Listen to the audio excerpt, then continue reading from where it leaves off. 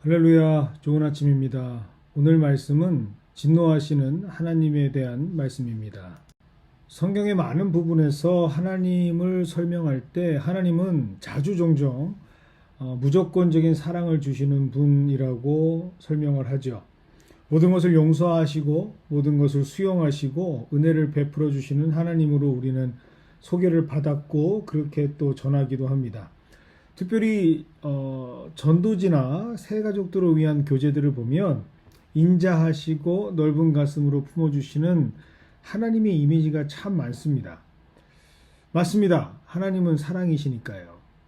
그런데 문제는 시간이 지나도 영적인 성장이 없이 그 사랑의 본질과 속성을 깨닫지 못하고 무조건적인 수용, 포용, 그리고 용서의 하나님으로만 편향되어 생각하고 있는, 더 이상 자라나지 못하고 그렇게 미성숙한 상태로 머물러서 하나님을 편파적으로 이해하고 있는 것, 그것이 바로 문제입니다. 분명히 사랑에는 다양한 모습이 있지 않습니까? 아름다운 이미지로만 믿으려고 하는 성도들, 그리고 그것을 방관하고 그냥 내버려 두고 있는 교회들이 문제입니다. 예를 들어 아이가 분명히 잘못을 하고 있는데 무엇이 잘못되었는지, 왜 그것이 잘못인지를 알려주지 않고 훈육하지 않고 그대로 방관하거나 방치한다면 그것이 사랑이라고 말할 수 있을까요? 사랑하는 나의 자녀가 지금 낭떠러지로 향해 달려가고 있는데 나지막한 목소리로 아니야, 글로 가면 안 돼, 속도를 줄여서 조심해야지 라고 말하는 것이 사랑입니까? 아니면 소리를 크게 질러서라도 안 돼! 가면 안 돼! 라고 나의 사랑하는 자녀가 살 수 있도록 그 자녀를 멈춰 설 수 있도록 소리를 지르는 것이 사랑입니까? 사랑에는 분명히 여러 가지 모습이 있고 그것을 다양하게 알려줘야 합니다. 그런데 한쪽 면만을 강조하는 것은 오히려 그들을 그대로 가만히 내버려 두는 기망하는 행위이자 건강한 기독교를, 신앙을 방해하는 것이 되겠죠. 하나님은 사랑의 하나님이신 동시에 공의의 하나님이십니다. 모든 것을 용서하시지만 죄 그 자체를 허용하시는 분은 아닙니다. 모든 일을 사랑하시지만 하나님께 도전하고 높아지려고 하는 교만의 인간들에게는 가차없이 사정을 봐주는 것 없이 그 값을 찾고 응징하시는 분이 바로 하나님이시고, 이것이 바로 하나님의 사랑, 그 사랑의 속성 중에 하나가 됩니다. 구약 성경의 사울의 이야기가 이를 잘 설명하고 있습니다. 이스라엘의 왕, 첫 번째 왕, 얼마나 중요합니까? 하나님께서 선택하셨습니다. 하나님께서 사울을 손수 택하시고는 기름을 부으시고 그가 내 것이다 라고 말씀하셨습니다. 그런데 그가 영적으로 교만해서 하나님을 업신여기고 그 은혜를 완전히 쏟아버렸을 때, 특별히 하나님의 거룩한 그 하나님의 방식을 무시하고 하나님의 뜻보다, 하나님의 말씀보다 그 자신의 의견이나 기준이나 생각들을 앞장 세웠을 때에 하나님께서는 뒤도 돌아보지 아니하시고 그와의 연합을 철회하십니다. 그리고 그를 떠나 보내십니다. 하나님이 떠나셨죠. 그런 이후에 그는 악령에 시달리게 되고 하나님께서는 그가 아닌 다윗이라는 새로운 사람을 세우셔서 하나님의 역사를 계속해서 이끌어 가십니다. 하나님은 무조건적인 사랑하신다, 아무 때나 적용하는 성경의 진리가 아닙니다. 하나님의 진노, 하나님은 또 다른 모습의 사랑으로 우리에게 말씀해 주십니다. 오늘 본문에는 이러한 하나님의 속성이 보여집니다. 느부갓네살, 그의 아들 벨사살은 아버지와는 달리 정치적인 기반이 약했던 왕입니다.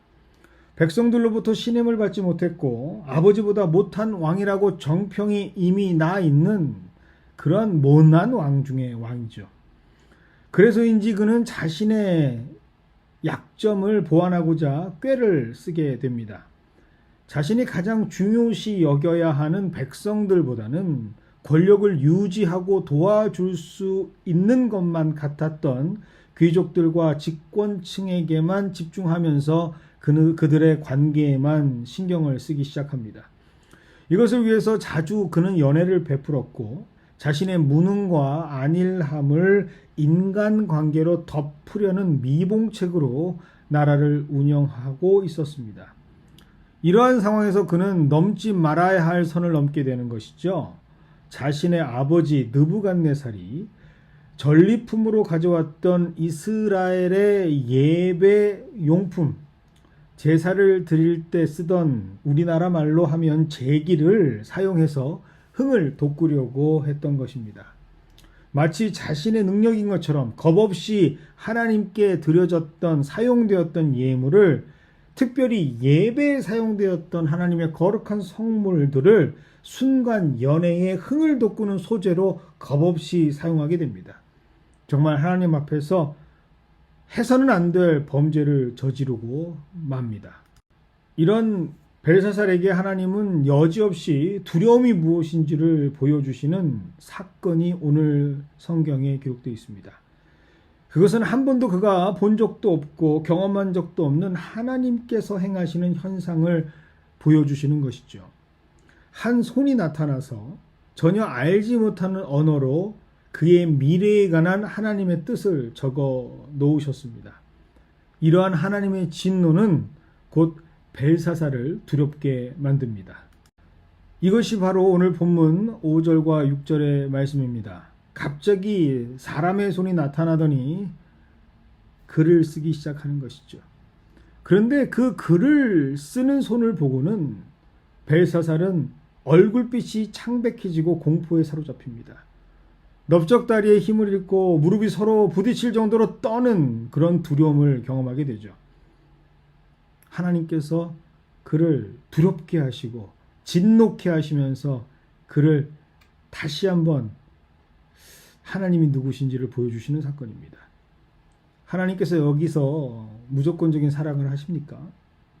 하나님께서 참 이 녀석 그래 철이 없어서 그랬을 거야. 뭐 실수할 수도 있지. 이해하고 수용하십니까? 하나님의 것에 손을 대고 거룩한 하나님의 영역에 침범한 벨사살에게 하나님께서는 뜨거운 맛을 보여주십니다. 이것이 바로 하나님의 방식입니다. 이제부터 벌어질 그의 인생, 창백한 그의 미래는 어쩌면 모든 것이 여기에서부터 시작되었다라고 해도 과언이 아닙니다. 벨사살은 바벨론 제국의 마지막 왕으로 그의 인생을 비참하게 마감하게 됩니다. 그에게 하나님은 그의 교만의 끝이 무엇인지를 보여주시기 위해서 새로운 제국 바사와 페르시아의 탄생을 허락하십니다. 오늘 말씀은 지금 우리의 영적인 상태를 그래서 점검할 수 있도록 하십니다. 나는 지금 과연 어떤 모습으로 하나님 앞에 서 있는지 다시 한번 생각나게 합니다. 혹시라도 하나님을 너무 쉽게 생각하고 있지는 않았는가 우리의 영적인 모습을 되돌아보게 만듭니다. 하나님을 그냥 마냥 인자하시고 사랑 많으신 하나님 그렇게 생각해서 버릇없이 이렇게 해도 되겠지 뭐 괜찮을 거야 뭐 이 정도는 하나님께서 이해하시지 않겠어? 내 사정 너무 뻔하게 아시는데 뭐 내가 그것 정도 안 한다고 하나님께서 나를 벌하시겠어? 어쩌면 하나님을 너무 편하게 생각하고 너무 내 자의적으로 하나님을 해석하는 결례를 범하고 있지는 않습니까? 내 자의적으로 하나님의 뜻을 판단하고 하나님 위에 올라서는 그런 버르장머리 없는 어린아이와 같은 신앙을 가지고 사는 것은 아닙니까? 오늘 말씀을 통해서 스스로 자문해 봅니다. 우리 각자의 삶을 말씀에 비춰보기를 원합니다. 저는 오늘 이 말씀을 묵상하면서 그 말씀 너머에서 들려오는 낯익은 목소리 하나를 듣게 됩니다. 오냐 했더니 이 녀석이 정말이라는 말씀, 그리고 저는 기억하지 못했는데 제 몸이 기억하는 살아남는 방법을 하나님께서 지혜로 떠올리게 해주셨습니다. 우리 아버지께서 화가 많이 나셨구나. 더 혼나기 전에 먼저 눈치를 채고 여기까지구나. 재빠르게 잘못을 인정하면서 아버지의 심기를 살피는 지혜. 더 진노하시지 않도록 그 화를 더 돋구지 않도록 알아서 자중하는 지혜. 그것이 우리에게 필요한 오늘이 아닐까 생각됩니다. 사랑의 아버지는 용서도 하시고 모든 것을 다 바쳐서 날 위해 기꺼이 희생도 하시지만 분노도 하시고 진노도 하시는 분이 바로 우리 하나님이시기 때문입니다. 오늘 하루는 그래서 말씀 앞에서 나 스스로를 돌아보면서 진단하면서 자숙해보는 하루로 보내는 것은 어떨까요? 혹시라도 하나님께서 그 손으로 우리를 향해 글을 쓰시는 일이 없도록 겸손하게 나를 뒤돌아보면서 하나님을 진노케 하지 않는 하루가 되시기를 주님의 이름으로 축원드립니다.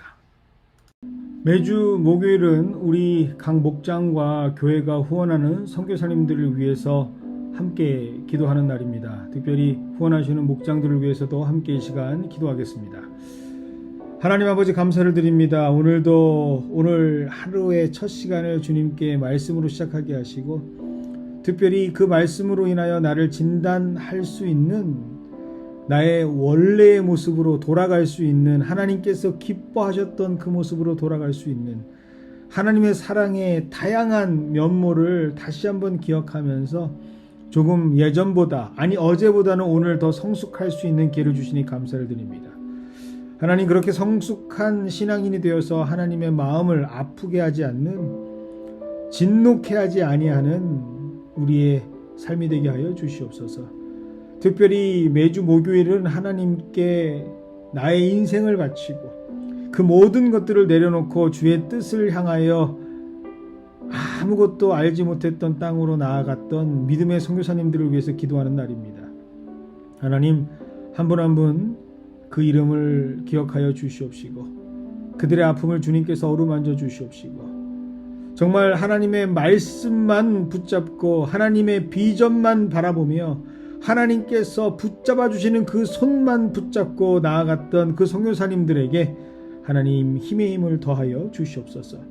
능력의 능력을 더하시고 하나님 은혜의 은혜를 곱절로 하나님께서 허락하여 주셔서 그 어렵고 혼탁한 영의 싸움 속에서도 하나님 늘 승리하는 소식으로 함께 할 수 있도록 주님께서 인도하여 주시옵소서. 하나님 그리고 그들을 마음에 품고 늘 모임마다 때때마다 이름을 부르며 기도하게 하시는 귀한 목장들이 있습니다. 하나님 너무나도 감사를 드립니다. 우리에게 맡겨주신 이 사명 잘 감당케 하여 주시옵시고 그것을 위해서 하나님 여러 가지 제반사항들 하나님께서 은혜로 허락하여 주시옵시고 부담되지 않게 하여 주시옵시고 숙제가 아니라 하나님 기쁨으로 이 일들을 잘 감당해낼 수 있는 우리 각 목장들 되게 하여 주시옵소서. 특별히 몸이 좋지 않은 우리 선교사님들이 있습니다.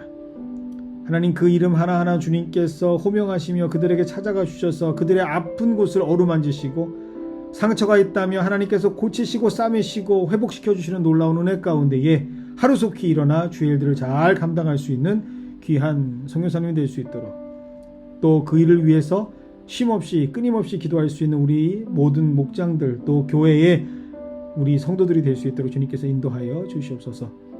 오늘 하루 하나님 말씀으로 생각하며 자숙하며 나의 모습을 흐트러졌던 나의 신앙을 다시 한번 되잡기를 원합니다.